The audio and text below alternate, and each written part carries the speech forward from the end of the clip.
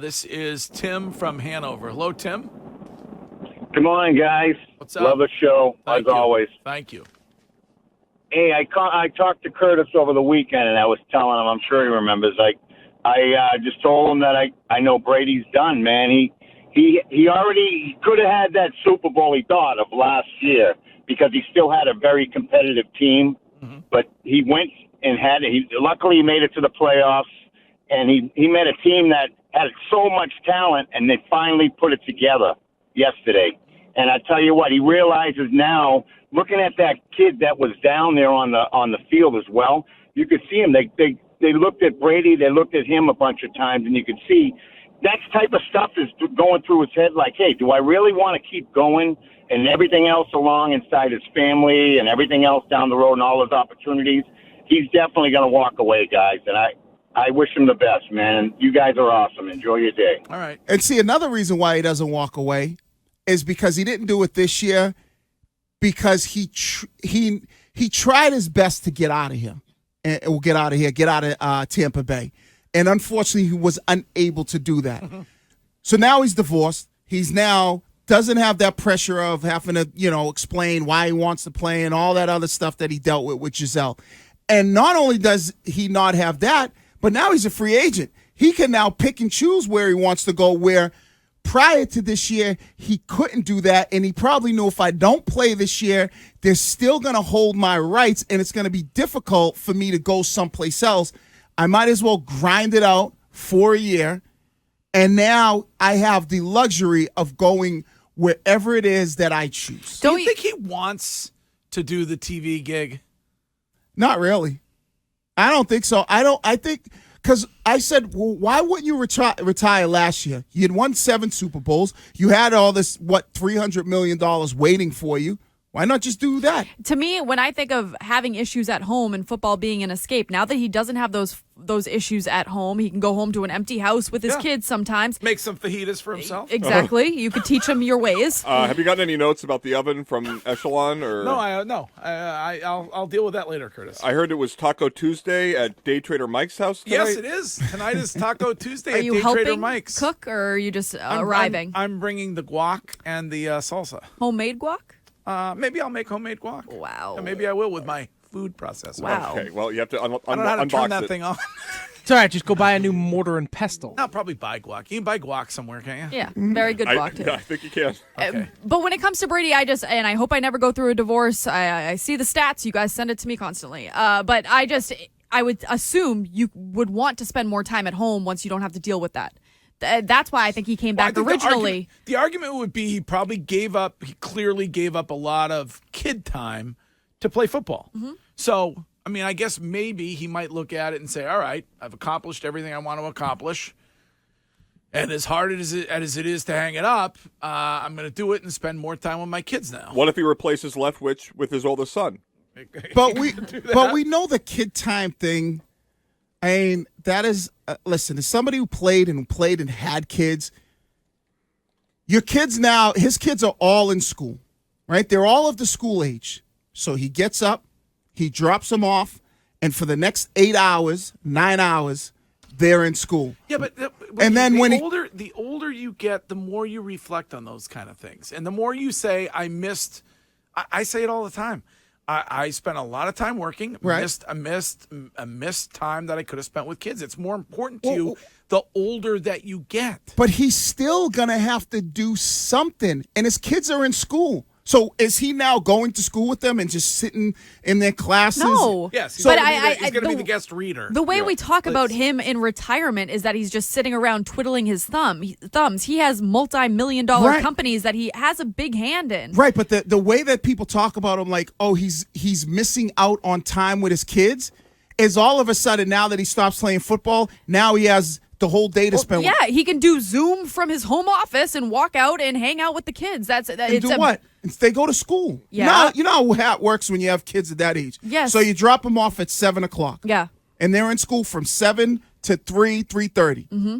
So he comes home from practice, and he spends that time at the end of the day. So You think Brady walks into his house after practice and goes and hangs out with the kids? Yeah, that's what No. parents do. I think that he goes into his film room and spends a decent amount of time there. That he can eliminate. He spends times with like that. It's not about the kids. We need to stop that. That's the fakest narrative around. Like they want to spend time with their kids. It's not like this guy's on the road for 3 weeks playing, a sport or something like that. He has plenty of time. He has the whole off season. He's at that level in his career. The biggest thing on what made him go to the whole retirement thing was simple. Was Giselle nagging him about retiring? Yeah. He don't have that issue no more. This is Joe. Hello, Joe. Yeah, you know what really pisses me off every time we have this conversation about Brady is that it's clear as day that Brady would have worked his garbage out with Belichick, and Brady would have played here probably another, besides the past 3 years, another whatever how many years if it wasn't for Giselle. It's all on Giselle. Because he'll probably go play in Miami, go play in Tampa. This whole conversation, every time we have these discussions, it's completely on Giselle for ruining everything. Yeah, I think you're right. It is Giselle. Yeah, it was I her. think it is. I mean, I could also blame it on our limited jiu-jitsu training that we have in the region. But It it was is all her, Giselle's. but she has a right to want what she wants in a relationship as well. The world doesn't revolve around Tom Brady, and Well, When you're banging the She's not. jiu-jitsu coach. But you think about, we don't know if that's true. the guy. allegedly. Yeah, Yep. the guy's taking No, the guy private he just- vacations with her now. No, he's just one of those people who loves helping other people move. Yeah, okay. Help me move this bureau, please. Jiu-jitsu. He goes around helping all of his friends move. Why did he only install the bed? Spends a lot of time helping his platonic female supermodel friends move. If- Because he's a good dude. Yeah. He really is. If Tampa Bay was good, Really good heart. if Tampa was good and Brady had like a really good season, and let's say they still lose to Dallas, but they were good and it was a good year, and even dealing with all the divorce stuff, if they were good, do you even think this is a conversation, or is Brady like, you know what? I'm looking to run it back. Well, I think maybe some someplace else.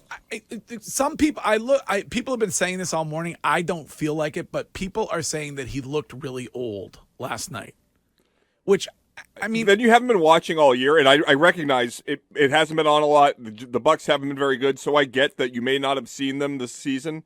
What you saw last night was basically this team all year, and Tom looked like that most of the year. and do you feel like, you love the man? Of course. Do you feel like he looks old at this point? Like Yeah, I mean, listen, nobody outside of my family has provided me more joy than Tom Brady. And last night, my sports fandom kind of died because he was my one connection to when I fell in love with the Patriots, or even, the last 20 years have been unbelievable.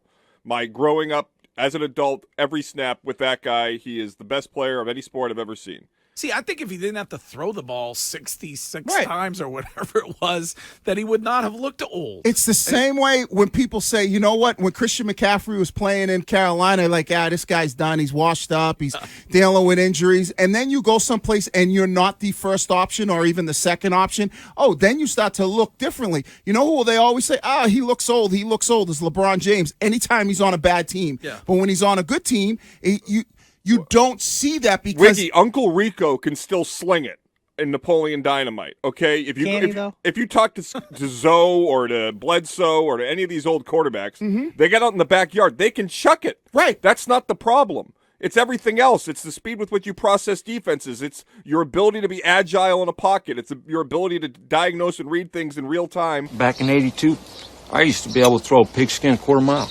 Well, he had a bunch of injuries on his O-line. So, yes, I think that's part of some of the, not speed of being able to look at a play and be able to what's it, digress? Is that how you say? Diagnose. Diagnose the play, right? It's not that he doesn't have that speed no more. I think it's the comfort level around him has changed. If you put him, that's why I say if you put him on a good team, that he doesn't have to worry about it. He doesn't have to carry the football team.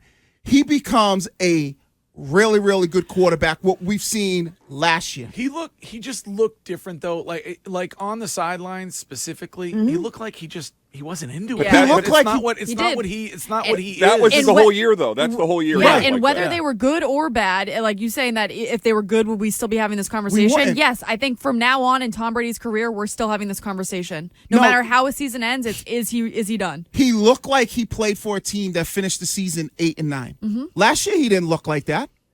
And we still talked about it. That's what But I'm no, saying. no, In but- the Rams playoff game, he looked pretty crummy most of that game. But as far as the whole of a season, and I'm with you, Curtis, this team wasn't very good. That's kind of how they were.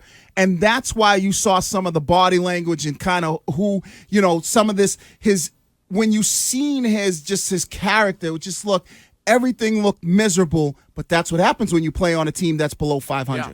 All right. Well, Tom Brady, a lot to think about over the next period of time.